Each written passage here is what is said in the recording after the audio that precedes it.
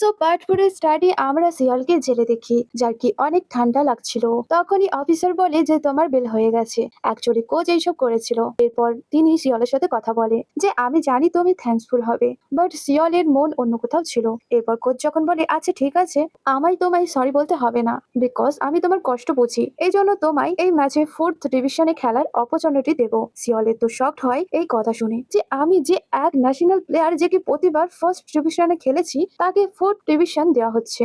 এই জন্য ও কান্না করে সেখান থেকে যেতে থাকে যে আমার সাথে অনেক খারাপ হচ্ছে। তখনই আমরা এখানে ওই মনস্টার ডগকে দেখি যে কি শিয়ালের পিছু করছিল। নেক্সট সিনে শিয়াল ইয়নসুককে কল করে যে কি শিয়ালকে বলে আমি অনেক হ্যাপি বিকজ আমি রিয়েলি একজন ন্যাশনাল প্লেয়ার হয়ে গেছি। বাট যখন শিয়াল সত্যিটা বলে যে তুমি আমার জায়গায় আছো, মানে আমাদের ডেস্টিনি চেঞ্জ হয়ে গেছে, তো তখন ইয়নসুক শকড হয় অ্যান্ড বলে এখন কি হবে। শিয়াল বলে আমি এই গুমহিওর সাথে কথা বলেছি আর ও বলেছে যে যদি তুমি আমার জন্য উইশ চাইবে তো সব আগের মতন হয়ে যাবে। এই জন্য জলদি করে নিজের আশেপাশে দেখো, সেখানে একটা কার্ড রাখা আছে, সেটা দিয়ে তোমায় উইশ করতে হবে। ইয়নসুক দেখে যে কার্ড সেখানেই আছে, বাট ও শিয়ালকে মিথ্যে বলে যে এখানে কোনো কার্ড রাখা নেই আর আমি তোমার সাথে পরে কথা বলছি। অ্যান্ড তখনই ও কল কাট করে দেয় বিকজ ইয়নসুক শকিং এ আছে যে আমি শিয়ালের জায়গায় আছি আর ও আমার জায়গায়, বাট আমার এখান থেকে যাওয়ার কোনো মন নেই। এরপর ও যখন নিজের ড্যাডকে দেখে যে কি এক নিউ কার বাই করতে রিকোয়েস্ট করছিল, তো তখন ও বলে ড্যাড আপনি কি হ্যাপি আছো? তখন ড্যাড বলে হ্যাঁ আমি অনেক বেশি হ্যাপি। নেক্সট সিনে ইয়নসুকের এক আলাদা লাইফ দেখানো হয় যে কিভাবে ও কন্ট্রাক্ট সাইন করছে অ্যান্ড এর সাথে অনেক বেশি খুশিও ছিল এত বড় লোকেদের সাথে মিট করে যাদের ও শুধু নিজের মোবাইলে দেখতো। ড্যাডও হ্যাপি ছিল। আর এখন যখন ইয়নসুক ফার্স্ট টাইমে এত বড় স্টেডিয়াম দেখে, তো তখন ওর শেয়ার হয় বিকজ এই সব তার ড্রিমে ছিল। এই জন্য যখন নিজের ড্যাডের সাথে শপিং করছিল আর অনেক বেশি হ্যাপি ছিল, তো তখন ওর কাছে আবারও শিয়ালের কল আসে, যাকে ও বলে প্লিজ তুমি আমায় 1 মান্থ পর্যন্ত এইভাবেই থাকতে দাও, এরপর আমি তোমায় তোমার লাইফ ফিরিয়ে দেবো। আর ও তখনই কল কাট করে দেয়। তো তখন শিয়াল শকড হয় যে ও আমার সাথে এমনটা কিভাবে করতে পারে। এই জন্য ও অনেক জোরে আওয়াজ দিয়ে কান্না করতে থাকে। এরপর ও জলদি করে বাড়ি আসে আর পাসপোর্ট খুঁজতে থাকে অ্যান্ড এরপর ও এয়ারপোর্টে আসে ইয়নসুকের কাছে যাওয়ার জন্য।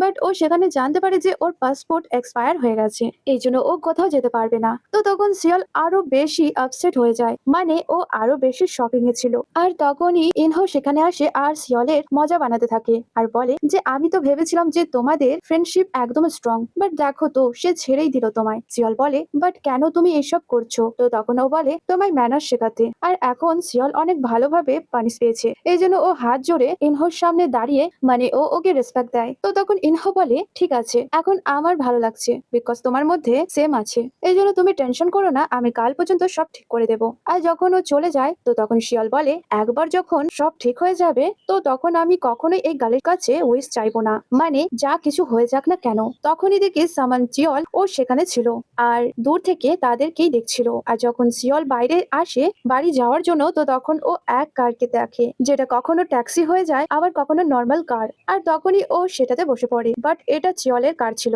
যেখানে অনেক বেশি গডস এর মূর্তি ছিল। যেটা দেখে শিয়াল বলে আমি কি ভুল করলাম, মানে এটা কি ট্যাক্সি নয়? শিয়াল বলে না তুমি রাইটে এসেছো। আর তখনই ও শিয়ালকে নিজের ম্যাজিকে সেন্সলেস করে দেয় অ্যান্ড ও যখন সেন্সে ফেরে, তো তখন ও নিজেকে এক অদ্ভুত জায়গায় পায় যেখানে শিয়াল আর লিওন ওরা দুজন ছিল। লিওন শিয়ালের পকেট চেক করে, বাট সেখানে কোনো ম্যাজিক কার্ড ছিল না। এই জন্য শিয়ালকে বলে যে তোমার কাছে ওই গুমিওকে ডাকার কার্ড নেই কেন? তো তখন ও বলে এই জন্য বিকজ এখন আমি ওর ক্লায়েন্ট নয়, বরং অন্য কেউ ওর ক্লায়েন্ট হয়ে গেছে। শিয়াল বলে তো তুমি ওই পার্সনকে কল করো অ্যান্ড ওকে এখানে ডাকো, তা না হলে আমরা তোমায় ছাড়বো না। শিয়াল এমনটাই করে, মানে ও বারবার ইয়নসুককে কল করে, বাট ও যখন ওদের দুজনের কথা জানতে পারে যে ওরা ইউনহোকে মারতে চায়, তো তখন ও শকড হয়। তখনই ইয়নসুক কল পিক করে, বাট ও ওকে কিছু বলে না, বরং কল কাট করে দেয় আর বলে যে আমি ভাবলাম তোমরা উইশ চাওয়ার জন্য ওকে এখানে ডাকছো, বাট তোমরা তো ওকে মারতে চাও, এমনটা কেন করছো? যেটা আমি কখনোই হতে দেব না, মানে এমনটা করার অনেক খারাপ। শিয়াল বলে যদি তুমি আমাদের কথা মানতে চাও না, তো আমাদের দ্বিতীয় অপশনও চুজ করতে হবে। আর তখনই লিওন অনেক জোরে শিয়ালের হেডে হিট করে, যার কারণে ও ওখানেই পড়ে যায় অ্যান্ড ইনহো যে কি নিজের ম্যাজিক্যাল দিয়ে টি রেডি করছিল, তো হঠাৎ ওর ম্যাজিক কাজ করা বন্ধ করে দেয় আর সব জিনিস নিচে পড়ে যায়। ইনহো নিজের পাওয়ার বের করে চেক করে, তো ওর স্কিল আরো ডাউন হয়ে যায় বিকজ ইনহোর কারণে শিয়াল প্রবলেমে আছে। এই জন্য ও তখনই শিয়ালকে প্রোটেক্ট করতে আসে আর শিয়ালকে উঠতে বলে, বাট শিয়াল কোনো রেসপন্স করে না বিকজ ও হয়তো মরতে চলেছে। তো তখনই পিছন থেকে লিওন আর শিয়াল ওরা দুজন আসে, যেখানে শিয়াল বলে অবশেষে আমাদের দেখা হলো। ইনহো শিয়ালকে দেখে বলে আরে তুমি তো সেই যার স্কেচ আমার আমার কাছে আছে, মানে ওই সামান যে নাইফ চুরি করেছে। আর তখনই ইনহো জানতে পারে যে ও এই জায়গা থেকে বাইরে যেতে পারবে না, বিকজ ও ট্রাপে আটকে গেছে। জিয়ল রিচুয়াল নাইফ দেখিয়ে বলে হ্যাঁ এটাই আমার কাছে। আর তখনই ও ইনহোকে হার্ট করে। ইনহো তো শক ছিল। তো সেখানে লিওন আর জিয়ল ওরা দুজন হ্যাপি হয় যে এই কাজ তো কত ইজি ছিল। অ্যান্ড স্টার গড যে কি এক মঙ্গের সাথে ছিল, তো তিনি ইনহোকে নিয়ে টেনশন করছিল আর বলে আজ আমি এই হিউম্যান ওয়ার্ল্ড থেকে চলে যাব। অন্যদিকে জিয়ল এখনো হ্যাপি ছিল, বাট তখনই ও দেখে যে রিয়েল ইনহো পিছনে, অ্যান্ড যাকে তারা মেরেছে ওটা শুধু একটা ডামি ছিল। ইনহো বলে তোমরা কি আমায় ইজি ভাবে নিয়েছো? আমি জানি যে তুমি আমার ব্যাকগ্রাউন্ড চেক করেছো, বাট আমার কাছেও তোমার ব্যাকগ্রাউন্ড ডেটা আছে। এরপর দেখি ইনহো কিভাবে পুলিশের হেল্পে জিয়লের ব্যাপারে সব ডেটা নিয়েছিল, যে ও কোন ধরনের সামান আর প্রথমেও ও কোথায় থাকতো। এই জন্য যখন ওর পুরনো বাড়িতে আসে যেটা ব্রোকেন ছিল, তো তখনই ও সেখানে অনেক বেশি ঘোস্ট দেখে, যাদের ও বলে আমি জানি যে ওই সামান তোমাদের সাথে অনেক খারাপ করেছে, এই জন্য তোমরা আমাকে ওর শক্তি আর উইকের ব্যাপারে বলো, এর বদলে আমি তোমাদের এখান থেকে মুক্তি দেব। যে কথা প্রেজেন্টে শুনে জিয়ল শক ছিল।